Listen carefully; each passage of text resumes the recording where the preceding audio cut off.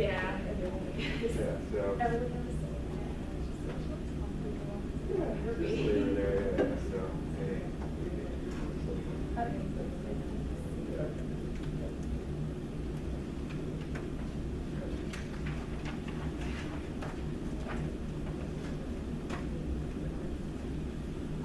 All right. How's everybody doing? Good? Thumbs up? Okay, cool. Yeah. Medium thumbs, that's all right. We're about to get into good stuff. You'll be like 2 thumbs up in about like 5 minutes. That's how exciting it's going to be.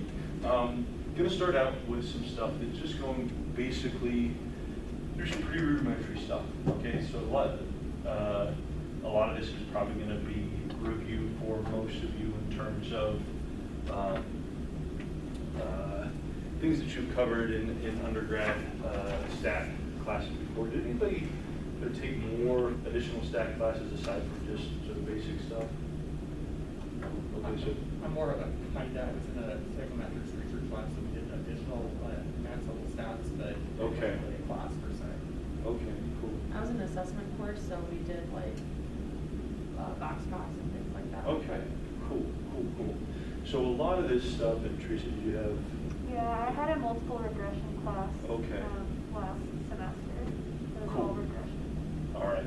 So a lot of this stuff is probably going to seem, hopefully will be a review, will sort of quick. It's sort of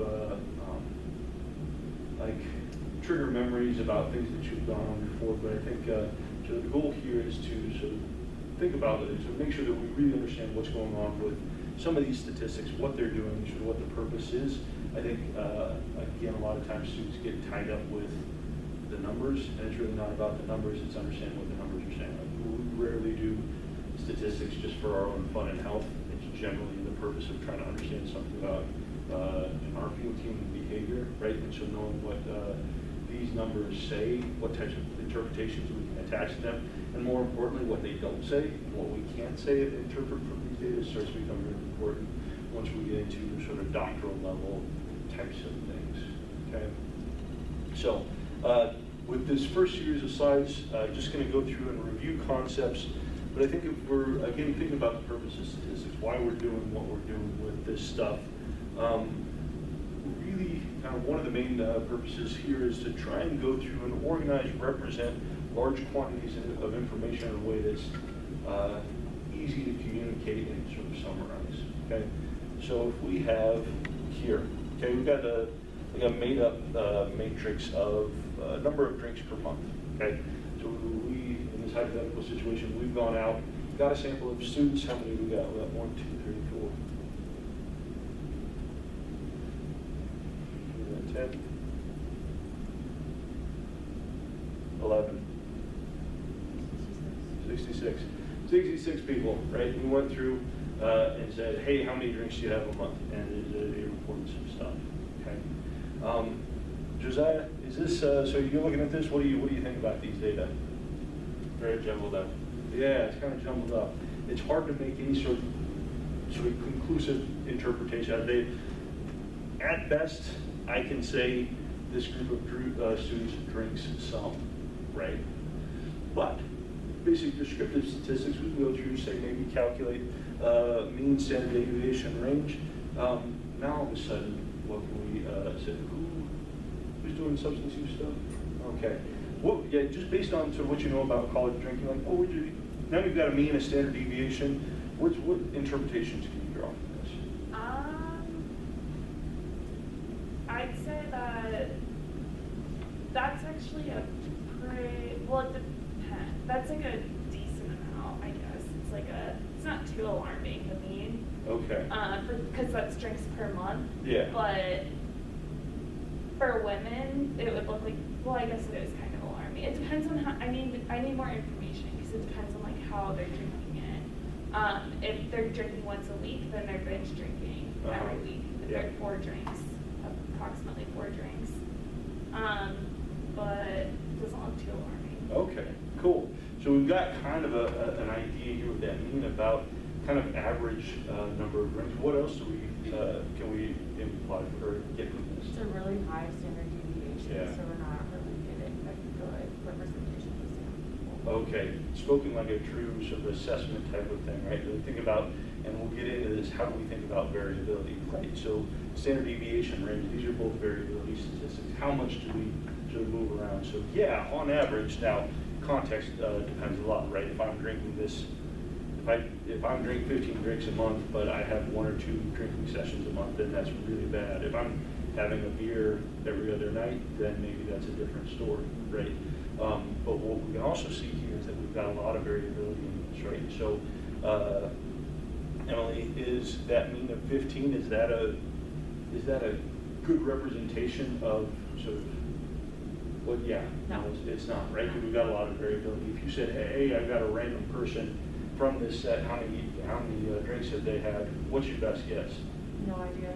You want to- Well, you've got an idea. It could be like 15, but Yeah. in between like 3 and 15. Exactly, right? So my best guess is always going to be the mean. But if I had to ask you how confident you were in that guess, it would probably be pretty low because we've gotten a lot of variability, which I think is probably true of college age drinking, right? We have people drinking all the way from none to, 45 drinks, right? So we've got a lot of variability. But just with just a handful of descriptive statistics, we can start to understand something about behavior in this population. Right? So again, pretty slick. Other thing we can do, and we overlook this so much, is graphical representations. Okay, that graph says probably as much. Actually, it has more information in it than just the general meaning and descriptives. Right? How would you interpret this histogram here? Well, it's more of a kind of a question. Is this where we could do something with like a bimodal representation? Because it looks like there's 2 major populations of individuals who drink none compared to individuals. Liz, I mean, jump across his desk, give you a hug. You're exactly right. That's a very, very good representation. That it looks like we might have kind of a bimodal thing, suggesting that we might have not one population, but a couple populations, right? We might have casual non-drinkers. We might actually have 3, right? Non-drinkers, casual drinkers, and then heavy drinkers, right? And so now all of a sudden we got this weird bimodal distribution going on in our sample. Anytime you see bimodal, trimodal, multimodal histograms, first thing you should come into your mind is thinking like, do we have multiple populations in here? So with different things going on, right? But again, what's nice about this histogram is you see the full range of scores, right? You kind of see what this distribution looks like, right? Looks like we're skewed as we might expect to some heavy drinkers. We got some folks who are drinking quite heavily, but the majority of people are drinking very little, right? So again, with this graph, we've all of a sudden introduced a whole lot of information that we couldn't derive just from those basic descriptive statistics, right? So thinking about as you're going through describing your stuff, particularly now, where journal articles are all submitted online, you have access to supplemental stuff, to the extent that you can go through providing graphical representations of things, just adds a whole lot more depth to your data and what's going on with things. Okay, so organizing and representing stuff. Also, what we can do is we can start to put together quantitative, draw inferences about quantitative associations between our variables. Okay, so let's say here, hypothetical example, 334 individuals exposed to traumatic injury. 248 of those reported chronic pain 12 months post-accident. Well, we're interested, because I study car accidents and anxiety, or at least I did here. What we're interested in, to the extent to which pain status is related to trait level of anxiety. Okay? We just answered some questions like this. Anybody have any ideas on how we might start to quantify that? So like what types of tools might I use to look at the relation between chronic pain and trait anxiety?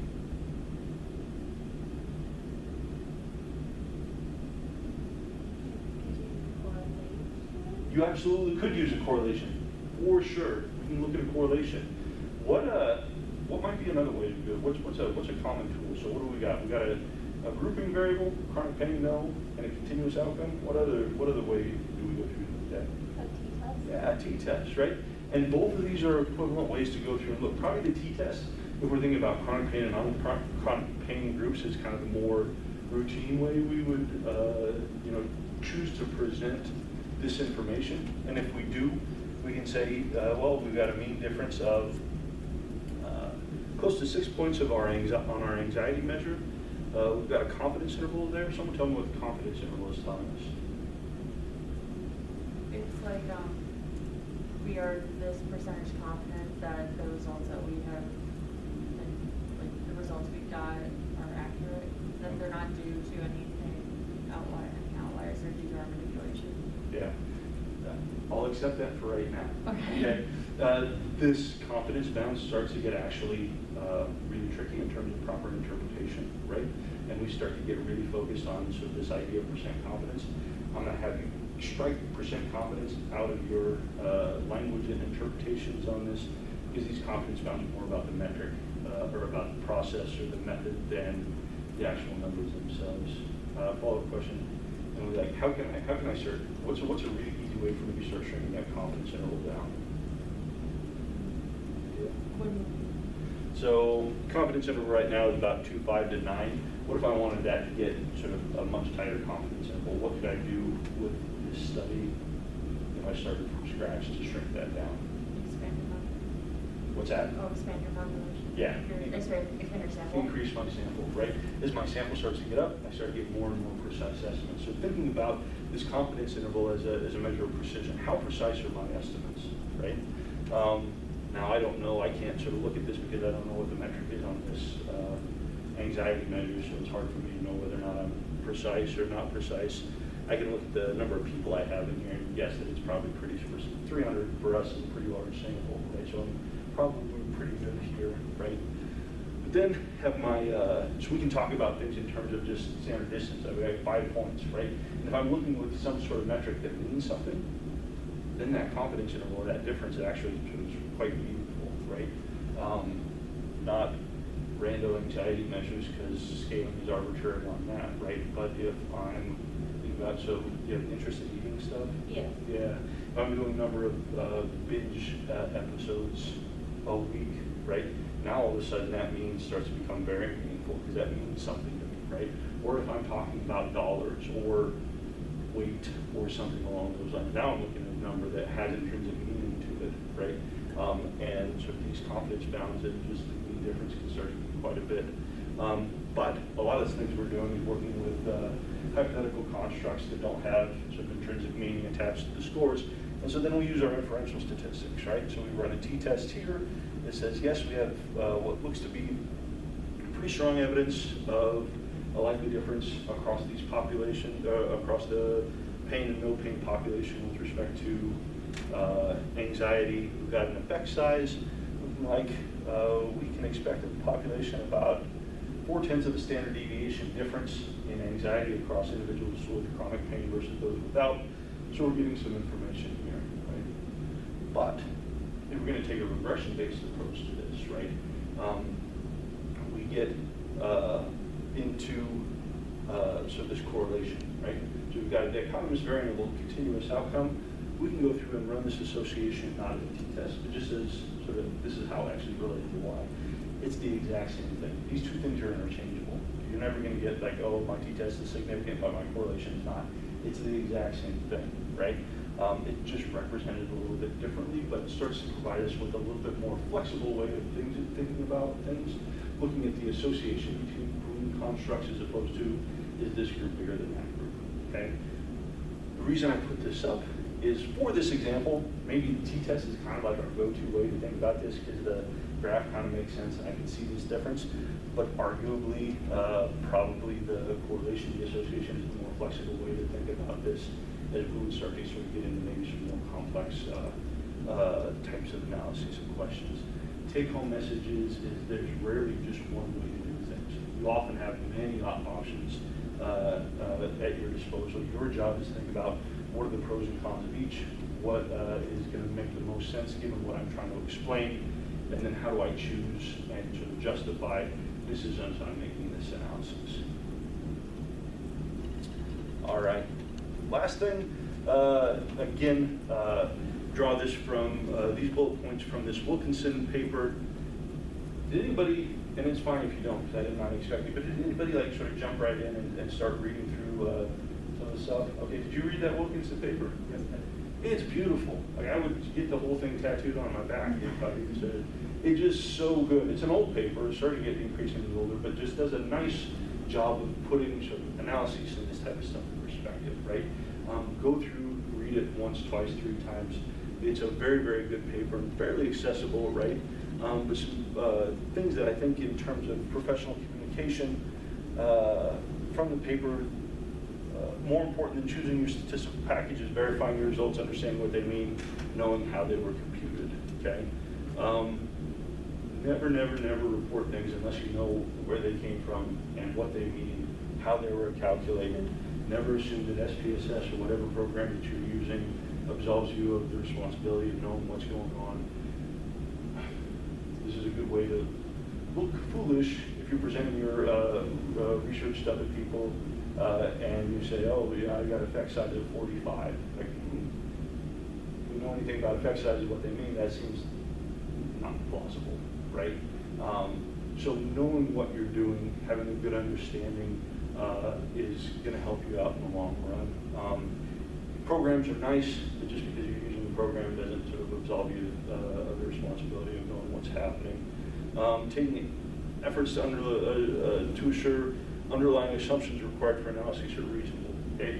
We're going to spend a lot of time this semester talking about assumptions, and next semester talking about assumptions. This is something that seems kind of wonky, right? They go, you know, whatever, it doesn't matter, they're robust. Sometimes our analyses are, and sometimes they're not. Okay? I don't know, I think I like to like, you think about, I'll just use football games because we were talking about it earlier, it's preseason, right? Anybody a football fan? One person is. Ish. What about a sport that people, CJ likes football. What's a sport that people like? Baseball. Baseball. Gross.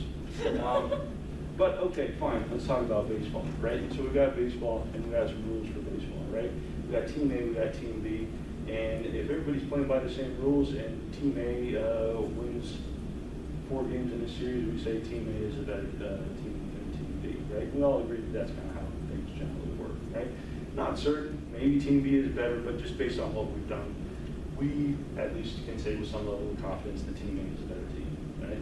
All of a sudden, if all of a sudden team B fields 20 people on the team, and then we go through it, or let's say team A is instead of team A is fielding 20 people and they're giving themselves 4 outs before they turn over the inning, and we find that team A wins time and time again.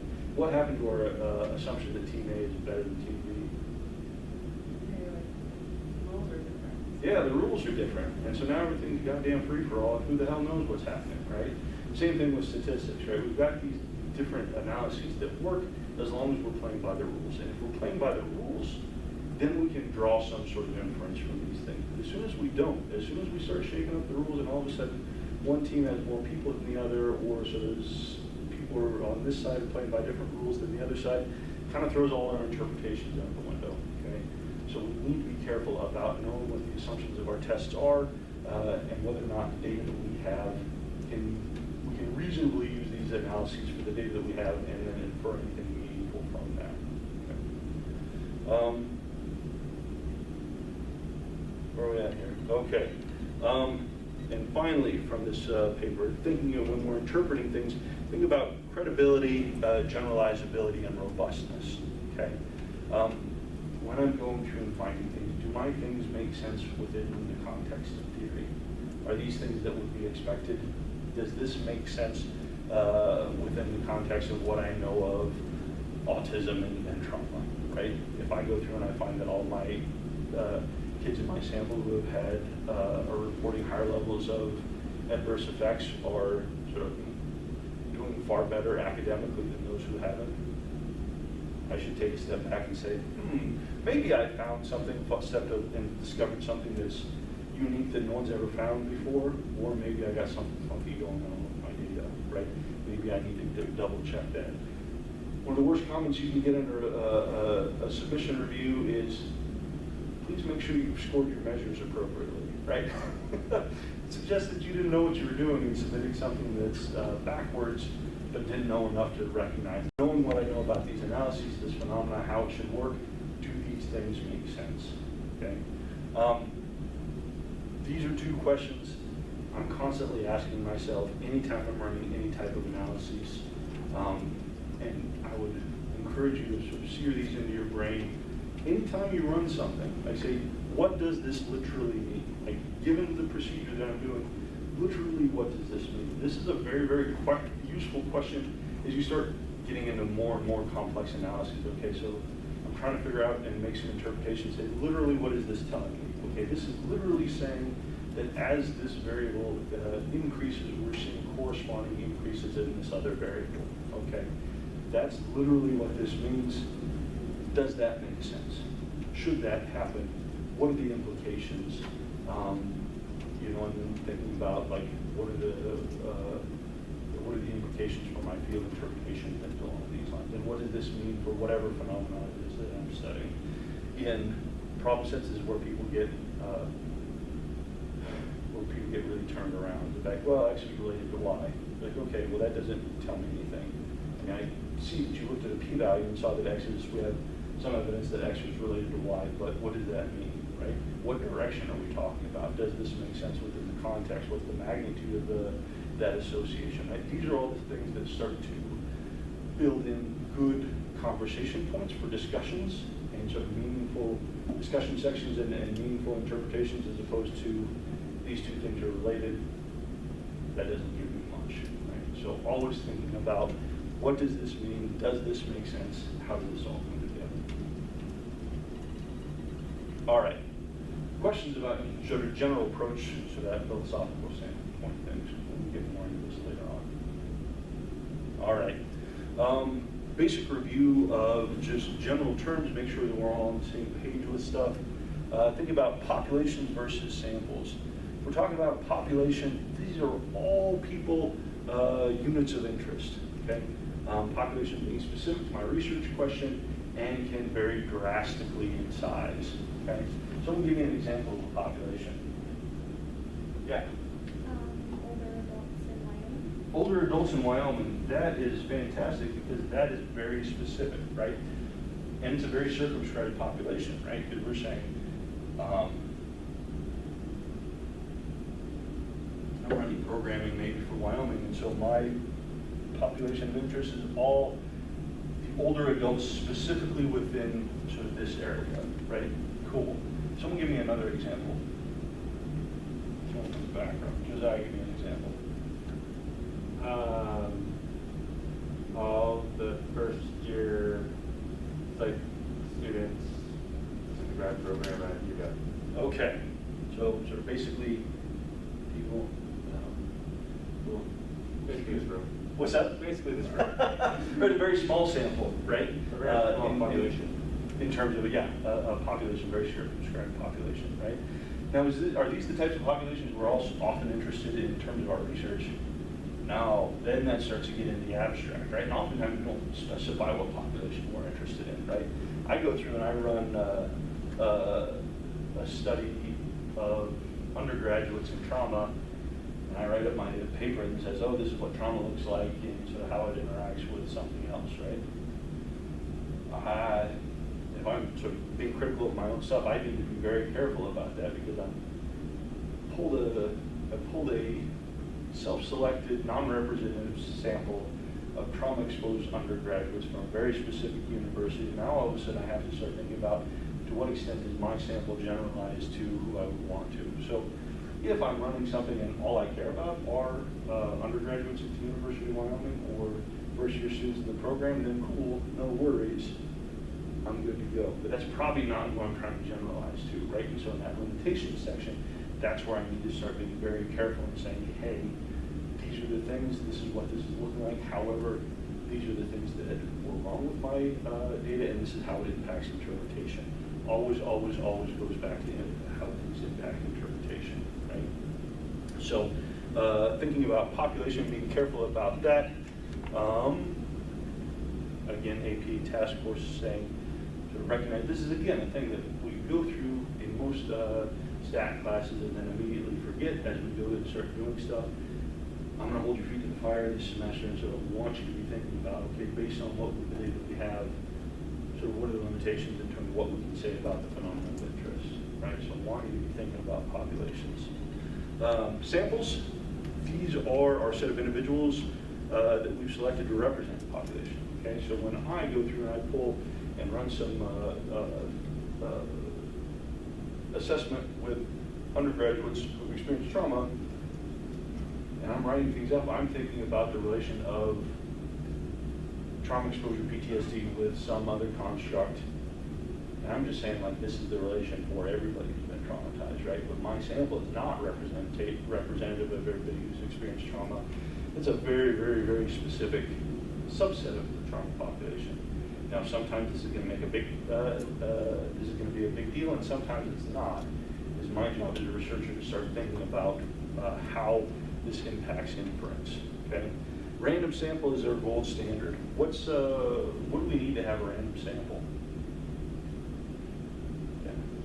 Any observation within the population needs to be equal chance of being selected. Yeah, exactly. I have to identify my population, and then if I have a truly random sample, any unit, any individual within that population has equal opportunity to be involved, collected, captured in my research. Are our samples ever random? Never. Like, I'm confident to say we never get truly random samples. Okay? At least in clinical, and experimental, right? Like, the people we're capturing are university students who are different in very specific ways than sort of probably who we'd like to generalize to.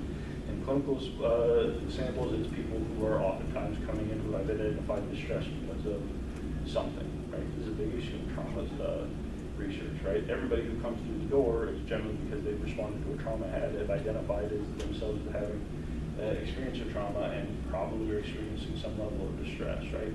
That's not a random sample of people who've experienced trauma at all, right? Even our big sample, even if I get a big population-based sample, right? I've got some survey of, so I'm doing some census work, right? And it's a random sampling of U.S. households. It's a massive, we've got millions of observations and things like that. It's nuts, right? And we talk about this as a random sample, but is it a really random sample? No, right? There's probably people living in certain areas that aren't captured by this. It's much, much, much, much better than what we typically do, but it's still not truly random. This starts to become problematic because all of our statistics are predicated on assumption of random samples, that we have good generalization and representation of the population of interest. So again, we conveniently ignore this. We pretend it's not there. I'm going to strongly encourage you, I'm not saying that you should hold yourself in your own research to a higher standard than anybody else, but just know what the consequences are of our methodologies and how that impacts our inferences. Okay. Bigger, though, generally better. As our samples get bigger and bigger and bigger, our error gets smaller and smaller and smaller. Our estimates get more and more precise for whatever population we've actually sampled from. So as my sample of University of Miami graduates gets larger and larger and larger, my estimate of the extent to which PTSD correlates with depression gets more and more precise for undergraduates who are psychology majors or in psychology classes who have self-selected to or are willing to participate in my study. Right? I've got a very good precise estimate of that. The extent to which that is representative of the association between PTSD and depression in sort of larger society, it starts to become a matter of debate. Right? All right. Okay. Population samples. People comfortable with population samples? Okay. This gets super tricky. Seems like a pretty straightforward concept until you actually start working with stuff. Just to make sure that you're thinking through this carefully in problem sets and things. Okay? Variables in data. Variable, characteristic condition that changes and has different values. Okay? Someone give me a example of a variable. Amanda, give me an example of a variable. Like temperature or something? Temperature, how about that? Temperature is a variable. Temperature changes from sort of thing to thing. Someone else give me another variable. Age. Age is a variable. Anxiety. Anxiety is a variable.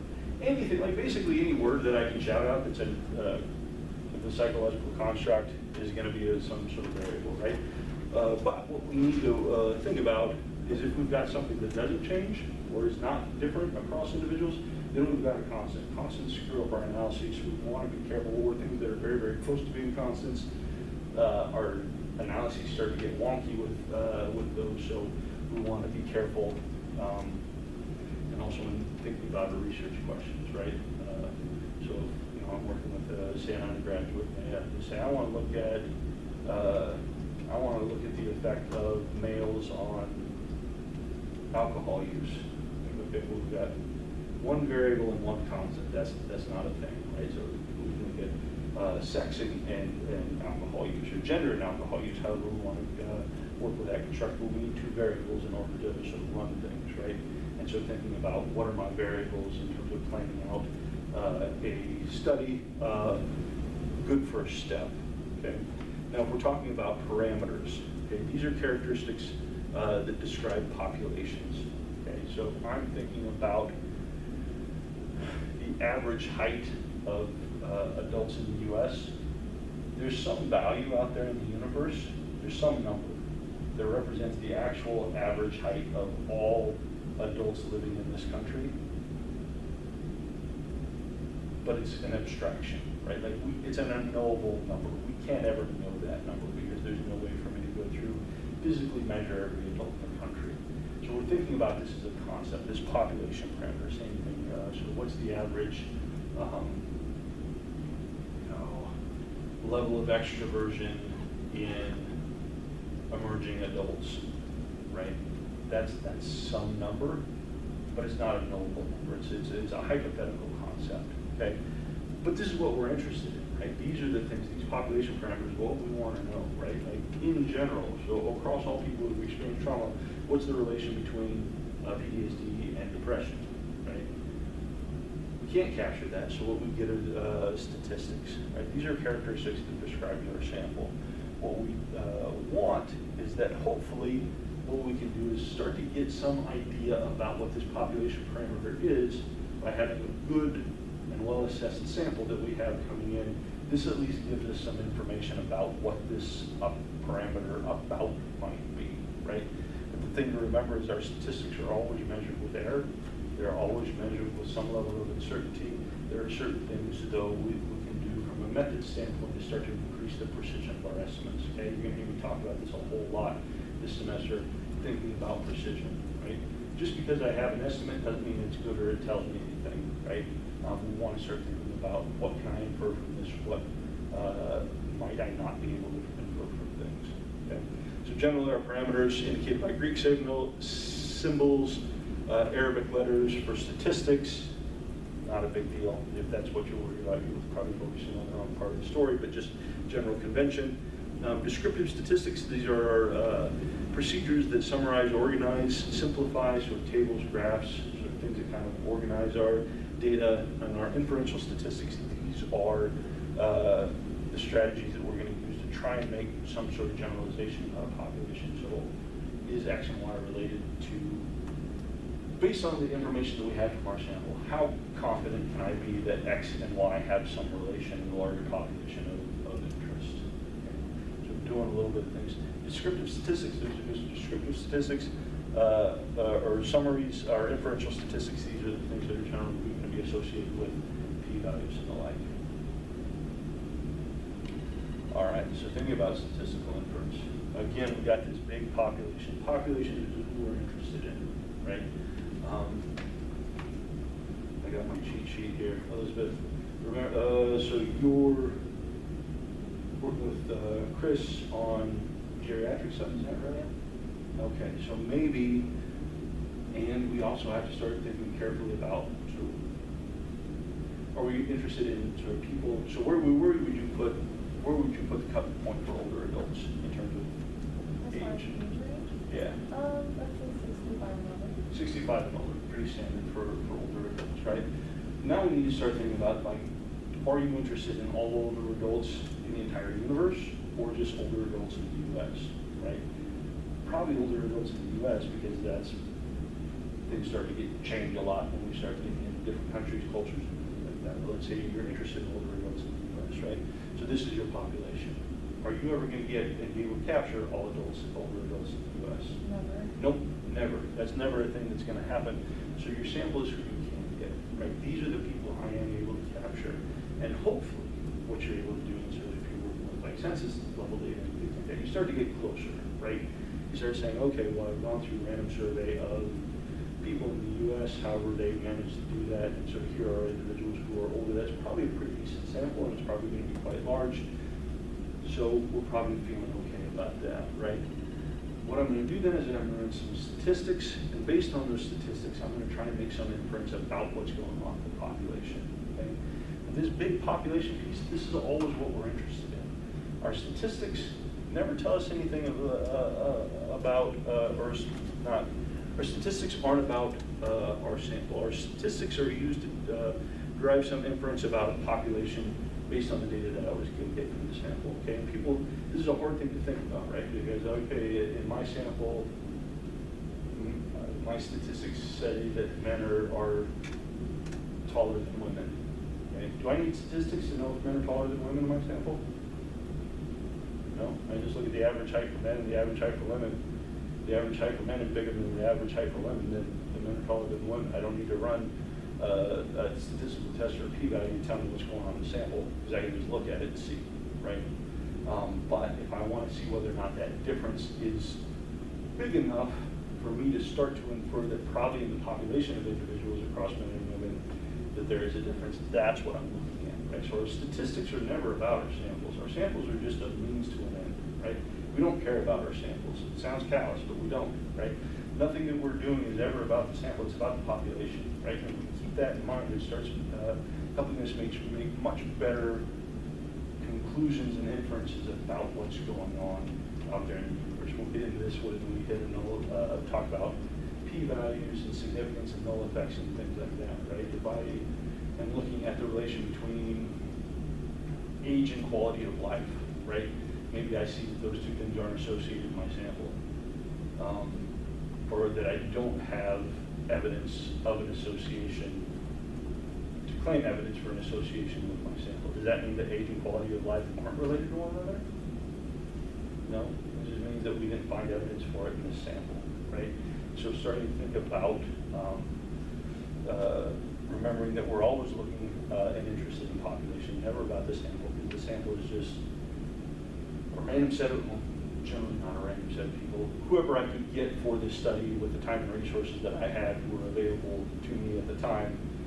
It's kind of what's going on here, but at the end of the day, what I'm really interested in is what's going on in the population of interest. Okay? And if I can keep that in mind, it starts to help navigate some of our inferences. Okay? Remember that your hypotheses are never about the sample. I'm going to beat you over the head, because we're going to do a lot of these problem sets back. Tell me what the hypotheses are for this study. You're going to say that the sort of X and Y are related in this sample. Okay, nope, that's not the hypothesis. The hypothesis isn't about the sample. Say X and Y are related in the population X, whatever that population is. Sometimes it's going to be pretty concrete stuff like all people in, or all older adults in Wyoming, but sometimes it's going to be, I don't know, kind of open to interpretation. All adults in the universe? All adults in the U.S., I don't know, right? So you have to think carefully about who am I trying to infer these data to, starts becoming very important. Questions about sort of this piece of things? So already we're getting to the level that you rarely see talked about in sort of like full or formal academic papers and articles and things like that, because this is all assumed in the background, and we all pretend like we all know and are on the same page and we're all on the same joke, but that's rarely the case, right? And when we start thinking carefully about this stuff, it starts to become pretty easy to start poke holes in some of the research that's out there, even if it's in good journals and things like that, right? So saying, like, based on these data, what can I actually infer and what can I, and what's kind of left still up in the air. Okay. All right. Sampling error. Okay. Sampling error. This is going to be something that comes up again and again and again and again and again. Okay. Sampling error is the error discrepancy between your sample statistic and your population parameter. We got an odd number of people. I was going to burn a memory in your brain on this stuff. Again, when we're thinking about sampling error, all sampling error is just the discrepancy between your sample statistic and your population parameter. That's all sampling error is, okay? If we go through and we think about our studies, we design our samples hopefully to be representative of a population, okay? But even if I do the very best job, like again, I go through and I'm working with sort of these massive census data sets right now, right? And I get some summary statistic for number of sexual assaults experienced that were reported by individuals in the past 6 months, okay? And I've got millions of individuals in that sample who are sort of the best possible way to go through and represent.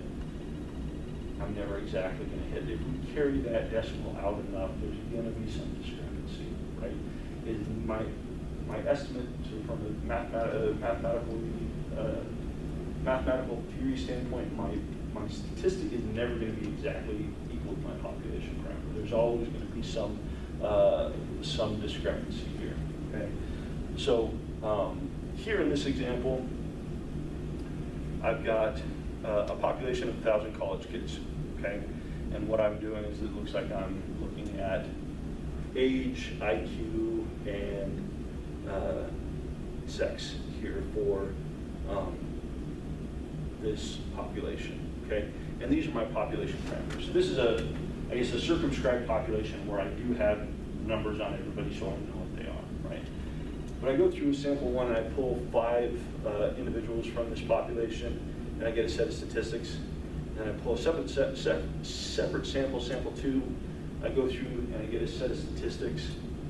This is my sampling error. The extent to which my sample statistics deviate from the actual population parameter, that's my sampling error, okay? Now, in this example, how much sampling error should I expect? Relatively speaking. A lot, yeah. Why? It's a small sample size compared to your population. Yeah. I got a sample of, or a population of 1,000. I'm pulling samples of 5. These are garbage, right? In general, these will be garbage. On average, they will be sort of representative still, right? So the sampling distribution still says the mean of all possible means of sample 5 will still equal my population parameter, right? But this small sample means that my sample is from sample to sample, I'm going to jump all over the place, right? I have a very imprecise sample, okay? And so here, I would say if these are random samples, I guess my methodology is good because it's a random sample of the circumscribed population. So I'm doing okay there, but I'm only pulling 5 units and 5 observations is not going to give me a very precise sample. So I'm going to have tons of sampling here, not because my methodology is bad, because it's random, it's just because my samples are really small, okay? We're going back to that census project I talked about. So I've got, again, millions of observations of sort of different things that they're measuring with as close to a truly random sample of people in the U.S. as possible, okay? Does anybody not like that methodology? It's about as good as we can get. Like, I don't know how we would do better outside of, I guess, we're in Scandinavia, if we're in sort of Norway, I don't know, they do a much better job of keeping track of it. So, fine, but in America, it's about the best we can do in terms of health outcomes and things along those lines, right? Am I still going to have sampling error though in that sample? Yeah, it's probably not going to be much. It's going to be probably pretty. I'm very confident in my in the estimates that we're getting from that. So there's still going to be sampling error, right? And so this is where people are going to go a little bit sideways in terms of thinking about sampling error. They would like, oh, sampling error is you get sampling error when you don't have when your sample doesn't represent your population. You're always going to have sampling error. Sampling error is just a thing that we have to live with, right? It's always going to happen. We always assume it's there. And doesn't have anything necessarily to do with the representativeness of my sample. My sample can be perfectly representative of my population, but I'm still going to have some level of sampling error there, right? All that sampling error is the discrepancy between my hypothetical population parameter and my sample statistic. That's all it is, okay? Sampling error in and of itself says nothing intrinsically about sort of the representativeness of my sample, okay? But there are some things that we can do that impact our sampling error, right? Our sample size, we talked about this. As my sample gets larger and larger and larger relative to my population, my estimates get more and more precise. And even to some extent, relative to the population doesn't matter. As I start to get, even if I have, let's say, like trillions of people in the U.S. or in the world are my population, the more people I get, the better and better and better that estimate is starting. You hit a point of diminishing returns on sampling error, right? Like once you get a certain sample size, you just kind of, it's gravy after that, because we got kind of get asymptotically sort of flat to sort of our error there. But as our sample sizes increase, my precision gets better and better, my sampling error gets smaller, okay? Sample selection, what are we talking about here? Matt, what are we talking about in terms of sample selection? How does sample selection impact sampling error? I'm guessing it has to do with whether or not the sample is random or convenient. Exactly, right? We in psychology talk a lot about random samples in the methods class, but all our stuff is convenient sample constantly, right? And it's not our fault. I don't know if the option is not to do research or work with convenient samples, I'll go with working with convenient samples. Where we fall short is we often don't think about the implications of what we're saying and stuff, right? But as I start to get better at selecting my sample and making sure that I'm being more inclusive and trying to get those people who might otherwise be difficult to fall outside, my sampling error starts to decrease. Okay? And then finally, my measurement tool. How does my measurement tool impact my sampling error?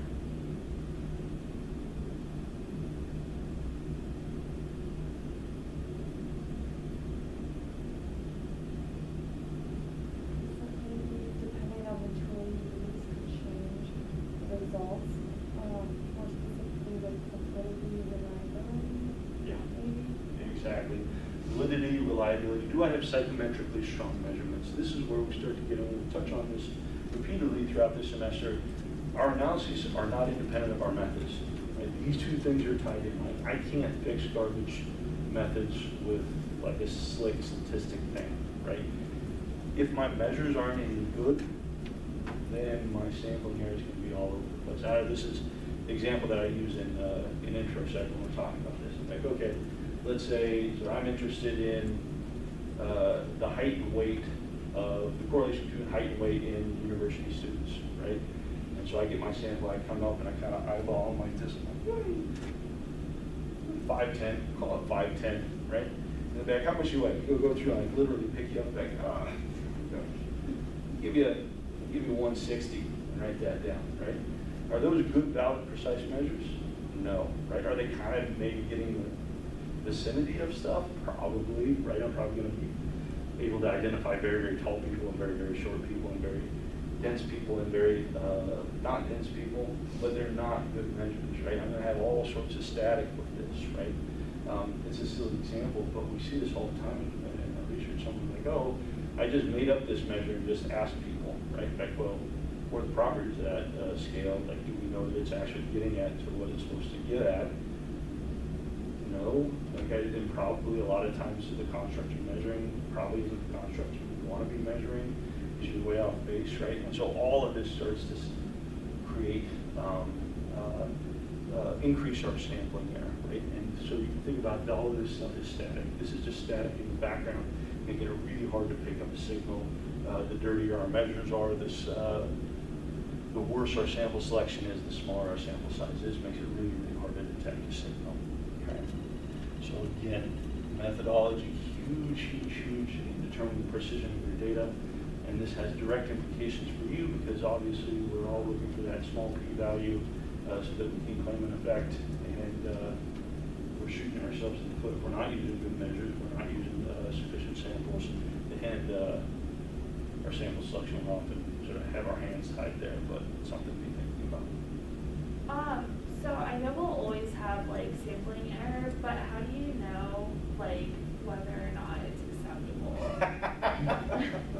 That's a great question. The answer is we don't, never know, right? And this starts to get into sort of ideas about power analysis and things like that, right? Remembering that my sample in any project is just one of an infinite number of samples that could be drawn from so whatever population I'm looking at, right?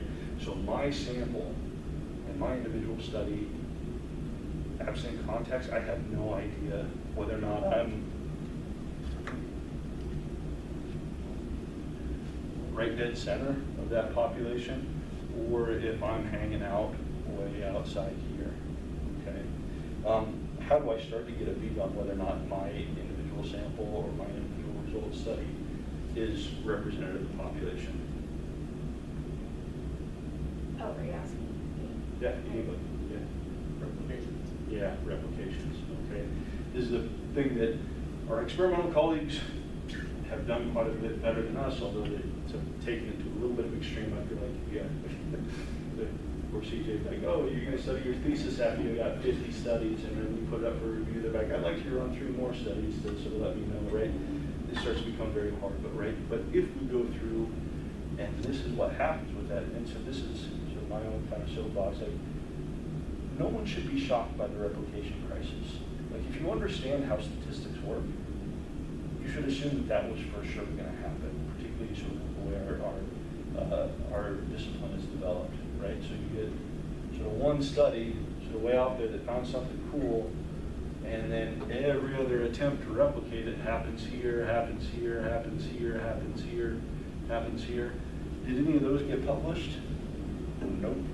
It was just the one paper from 53 that everybody continues to cite as sort of evidence when a billion other efforts to replicate that never worked out, but we never know about it, right? And so this is the way, for my individual study, I have no clue. I don't know if my study is representative, if I'm close, right? I mean, if I had to guess, I'm going to say I think I'm close, because most of my studies should fall in here.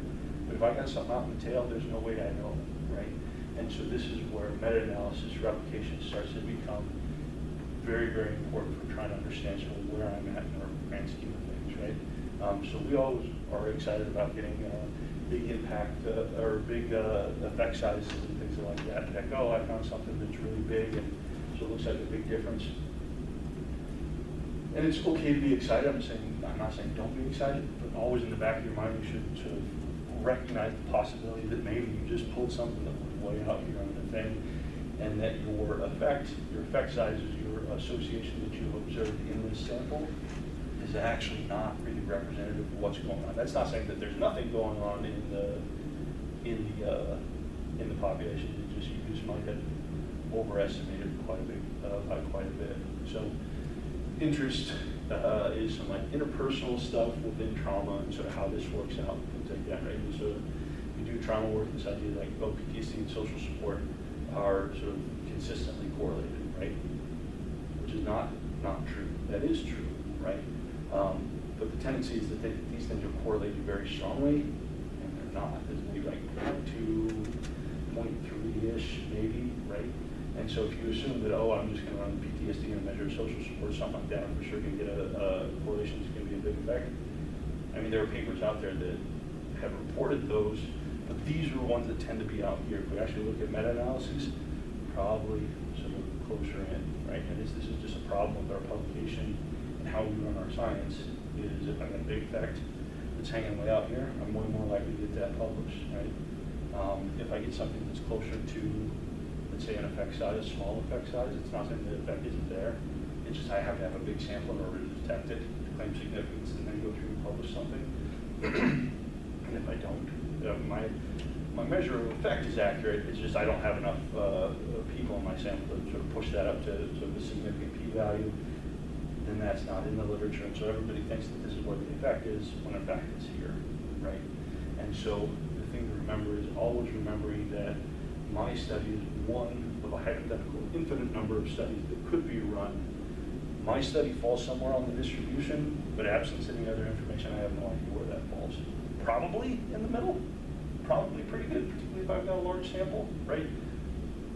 But we don't know, right? Maybe I just hit the jackpot and found a relation with X and Y when no one else in the universe will ever find this again, because I just happened to hit there. And I say jackpot because I got to publish something that's interesting and cool that no one will ever replicate, which takes our science on in weird directions.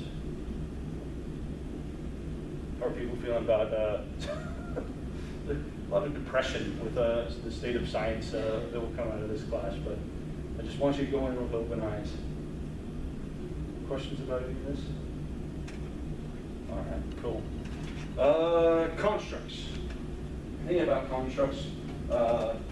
These are going to be attitudes, attributes, characteristics that we can't directly observe, but are useful in our science for describing, explaining behavior. So, Teresa, can you give me an example of a construct? I mean, I guess, like, if you really think about it, like, anxiety could be a construct if you're looking at anxious behavior. Yep, anxiety is a for sure construct. I think I know what anxiety is, right? If I see you sweating bullets and shaking and hyperventilating, I'm like, oh boy, that looks like anxiety to me, right? But how I'm sort of, if I want to go through and measure that, I have to come up with some sort of observable thing that I can go through and sort of gauge level of anxiety, right? Or someone else give me another construct. Fear. What's that? Fear. Fear, yes, fear. I thought you said air. Like, kind of. But yeah, what else? Gender. What's that? Gender. Gender, exactly. What else? Hopelessness? Hopelessness, yeah, right? Basically anything we study is a construct, right? Even when we get into things like temperature. Temperature is a construct, right? I mean, we're pretty good at measuring temperature as opposed to most of our constructs, but it's still sort of, if you start asking why enough, we get down to a point where the questions start to get a little bit murky, right? In psychology, we're often working with sort of these theoretical hypotheticals, so that this is a thing, and we might all even agree that, I don't know if you get people who say, oh, extroversion isn't a thing, but extroversion isn't a thing I can sort of weigh and measure, right? I have to have some way of operationalizing this. So how am I going to know extroversion when it exists, and how do I know that it's different than something else that might sort of masquerade as extroversion but is actually not, right? This is where our operational definition comes in, okay? How are we specifically going through and identifying sort of whatever construct it is that we're looking at? Again, example I use in intro psych just because it's a good example, aggression. Anybody do sort of aggression work, or is it ever anything? Kind of thing. So if we all, if I say, hey, do you know what aggression is? You're all smart individuals. People would say, oh yeah, I know what aggression is. But in a research context, now we have to start operationalizing that. How do I know aggression exists in this sample? Like what counts, right? And I would imagine if we were to all go out on a playground and just watch kids tooling around doing their thing, we would probably come up with very different and discrepant measures of how aggressive those kids were based on our own internal operationalization of that construct, right? The big stuff is easy. You know, one kid goes over and pops another kid in the head, well, that's very clear aggression, right?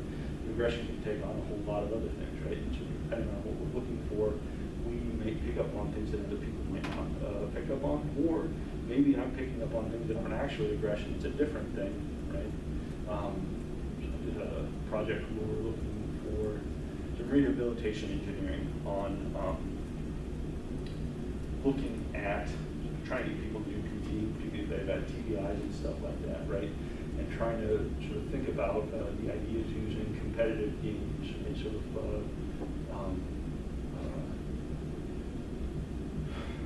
you know, if I've had a head injury and so I need to go through some like basic motor tracking types of things, how do I get me to sort of be on board well? Maybe if I have a spouse, friend, family member, something like that, who can play sort of simple games with me, then it sort of maybe motivates this type of thing, right? So helping some engineers out with a project on this, but sort of the question is, okay, how do I know each level of engagement and whether it's positive engagement, negative engagement, people playing this game, right? So what we did is bring in undergraduates and said, have them set up and play this game, videotape them, and have a graduate student go through and code level of engagement and sort of whether things were positive or negative. Right? Where did things go south on this plan? Did you only use one graduate student? Well, No, there was multiple graduate students with that. But just trying to think about the phenomenon. Think about you sitting down with your friend playing a game, and someone. Yeah. Yeah. Why? Because it's straight to watching you. Well, they didn't know that. It was videotaped before we were watching it Oh. later. Yeah. What? And this is maybe a bit of a gender thing, but Josiah, what might happen? Well, people have their own ideas about what it means or what behaviors show that somebody is engaged or not engaged, positive or negatively engaged. But, Okay. So I'm saying, yeah. I was thinking like the playful punch.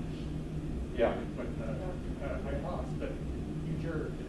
Yeah, yeah, exactly. So if I'm, let's say I got, just because I know him, if I got Chris, I forget their names now, that are playing, that are listening, but if I got like CJ and Chris, maybe, so Chris, you know, right? And I'm watching those two guys play a game together, probably there's going to be talking back and forth, right?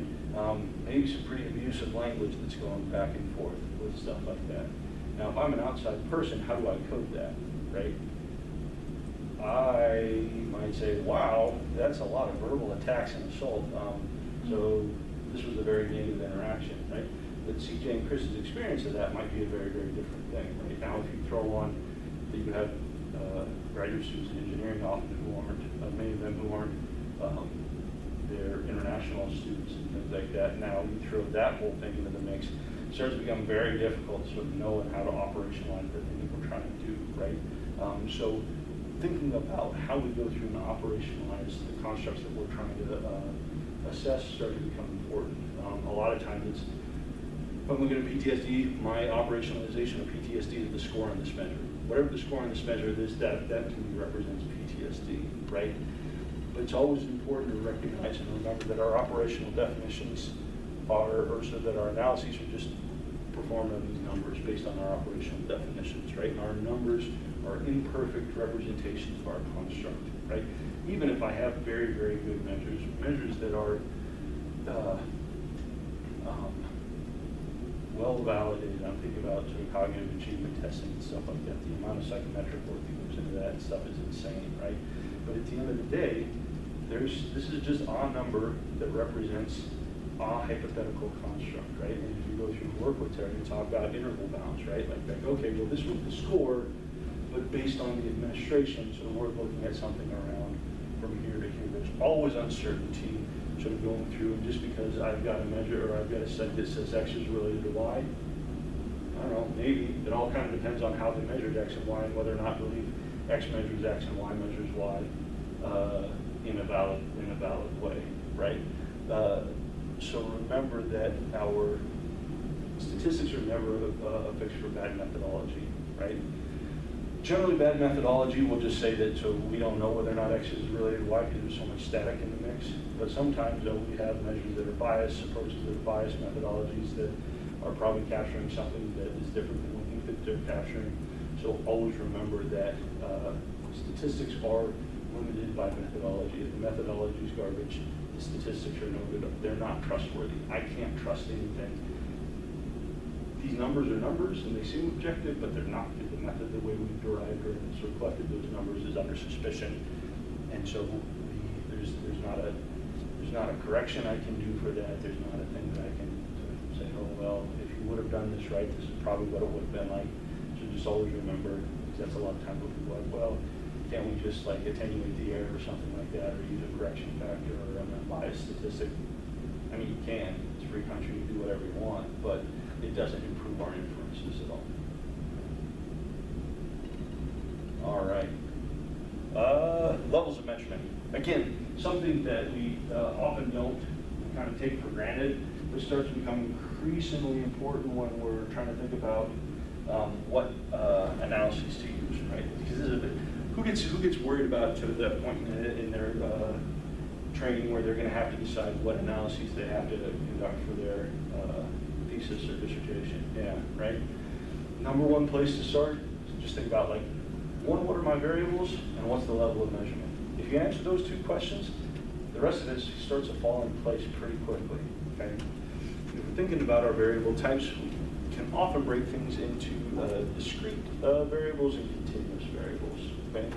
Our discrete variables, these are going to be things that are categorical. Okay, these are categorical numbers. Nominal. Can someone tell me what a nominal variable is? Or give me an example of a nominal variable. Political affiliation. Political affiliation, absolutely. And what makes political affiliation a nominal variable? As a Republican or a Democrat are better or more than one another, more or less than other. Exactly. It's just something that is, right? It's coffee type, car type, political affiliation. These are just things, right? Gender, right? It's just a category, right? Now, so depending on sort of what sort of identification, now we can get into continuums and things like that. But thinking about these variables that we're thinking about, these are just sort of, they're just things. They're not sort of directly comparable in terms of on any innate thing. We're talking about our nominal variables. Okay. What about our ordinal variables? What's an ordinal variable? A ranking. Military ranking. Yeah, military ranking. So we could think about that as if we want to rank things on sort of, and I don't know anything about military ranking. I know that general is bigger than corporal. So there's other stuff in between that, right? But we can think about sort of this is first, second, third, fourth, across the board. What else? I guess would like, I was gonna say would some grading systems be ordinal, like A, B, C, D? Did you say some grading percent? Grading system, maybe.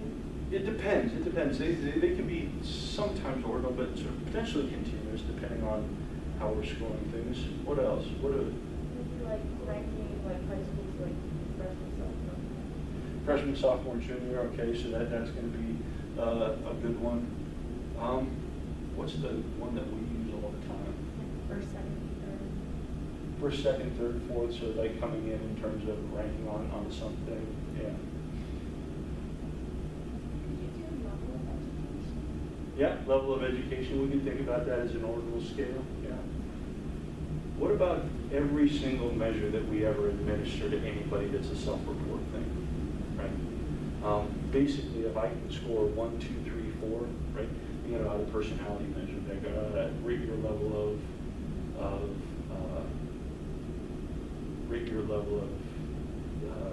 neuroticism, sort of low, medium, high, right? Those are just categories. There's nothing in between. There's no sort of, I can't score. If I have a self-report rating scale, multiple choice that has options 1, 2, 3, 4, and 5, that's an ordinal scale. There's no in between. I can't say 1.5 or I can't say 2.3. What I'm doing is I'm ordering my self-report ordering my level of neuroticism on this scale. Right now, what we do is we go through and add up those ordinal ratings and then pretend it's a continuous variable, and that's fine-ish. But in terms of like thinking about psychometric stuff, right? This starts to get into if anybody's done anything with psychometrics, factor analyses, those types of things, right? Well, I've got running this measure and I'm looking at the factor structure in my data are continuous because their ratings 1, 2, 3, 4, and 5. Like, no. Those are categorical data. They're rank ordered categorical data, but they're still categorical data. I have to fall 1, 2, 3, 4, and 5 on any one of these individual responses. Okay, so recognizing that a lot of the things that we treat as continuous is not in fact continuous. It's an ordinal score. There's only so many things we can do. Now we again often combine ordinal scores and then pretend they're continuous, but so we need to be carefully about that. Okay. We get into our continuous variable. What's the primary characteristic of a continuous variable? There's no true zero. Oh, sorry. Continue. Sorry. Okay, so getting there. Okay. Sorry. Okay, but what about what makes how can I not have a true zero and still be a continuous variable? Not for Yeah. So any real, this is something that I can take on that takes on any real value. So if I think about temperature on a sort of Fahrenheit scale, we're all American, so we're working with Fahrenheit here, Celsius. right? So the idea is that temperature can take on an infinite number of values. If I want to get incredibly precise, so that decimal can get out in terms of degrees to any number, all of those are equally valid measurements of this thing, right? So we're talking about continuous variables. We're thinking about some value that any value is meaningful. They can take on any value in between, and the distance between any given unit is equal across the scale. Okay? This is another reason why self-report data, particularly on like how extrovert are you, low, medium, high thing. Josiah might say rate 2, and I might rate a 3, right? But the difference between my 2 and his 3 is not identical to someone else's difference between 2 and 3. It's all kind of an arbitrary ranking scale, right? If I say, if I take my temperature is 98.6, Josiah's is 99.2, that same difference in our temperature is the same difference in everybody's temperature. It's all 7, right? So this is what we're thinking about. If we're being careful about how we're thinking about things, our continuous scale is some variable that can take any value from sort of whatever the real range of values is for that. So can sometimes self-report be continuous? So like if you're like, how many drinks like have you had in the past month, and it's not a scale, and they can just, it's like a fill in the blank, can that be continuous? Depending on how you measure it right now. So I could say, how much alcohol by volume do I consume in a week? That's a continuous scale, because I can literally measure the volume of alcohol that went into my body, right? If I'm asking how many drinks did I have, drinks start to get tricky, right? Like what a drink to me is maybe a very different thing than a drink to you is. And again, at the end of the day, right, and this is the thing that happens with substance, that's count, right? It's count data, which is, I mean, you can say 4.5 or 3.5 or 2 3/4 or something, then you start to lose meaning in terms of kind of what's going on. So then we've got sort of count level data, which is back to ordinal stuff. Unless we're literally measuring it by volume of alcohol entering my body, and now all of a sudden, now I'm over on a ratio scale. Why that ratio? There's a true zero. I can have zero. The volume of alcohol in my 0 milliliters because I had 0 alcohol. So it's literally zero. Zero means the true absence of a thing, right? And that's where we're getting at the difference between the ratio scale and the interval scale. Again, it's kind of difficult to get into, but if you're sort of into physics, right, you can talk about degrees Celsius or Fahrenheit as an interval scale, because 0 doesn't mean the absence of temperature, it just means it's just an arbitrary point on the scale. Or kind of Kelvin scale for identifying or operationalizing temperature as sort of movement of molecules. Theoretically, 0 on Kelvin would be like no movement of molecules, which is sort of the absence of temperature, I guess, you know what I'm saying? But it starts to get tricky here. Where we live, mostly in psychology land, is in ordinal data.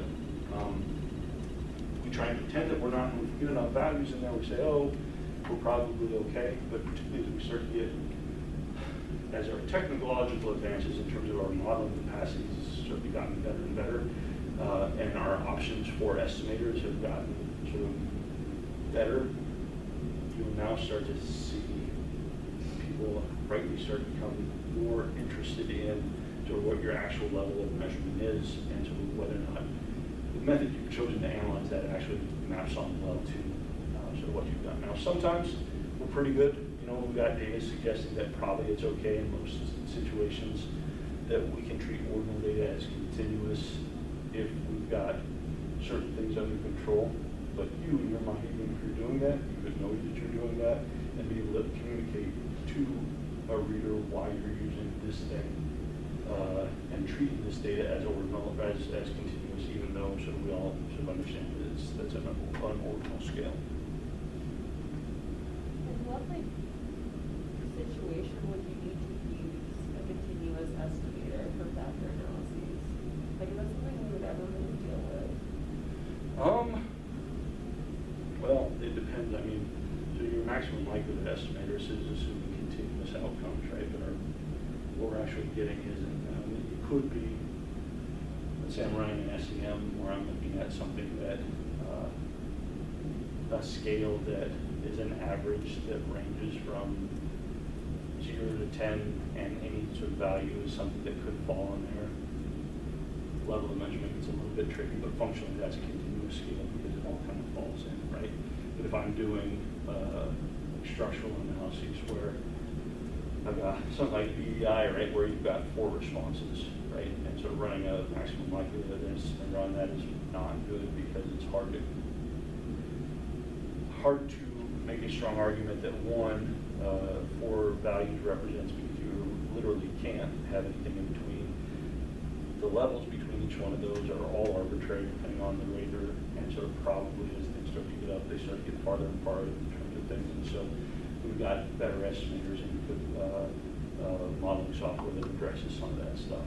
And it makes your models a lot better too, because you're not wildly violating all your assumptions, right? So this is not something we'll probably have to get into a whole lot in terms of sort of type of mean-based analyses that we'll be working on here, but also thinking about in terms of how do I go through on that pretest, right? There's a lot of those questions that said, so what analysis should I use?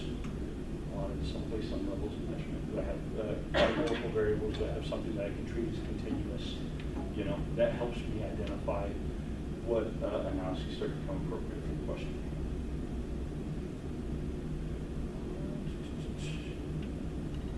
All right. How are we feeling about stuff? Questions? All right. You know what? I feel like central tendency is a nice stopping point, so we'll stop here. Turn loose 5 minutes early. I'll reminisce about the time the first class period where you got out 5 minutes early. Remember that? Those were the days. Any questions about anything before we wrap up, sort of where we're going, anything along those lines? Okay, cool.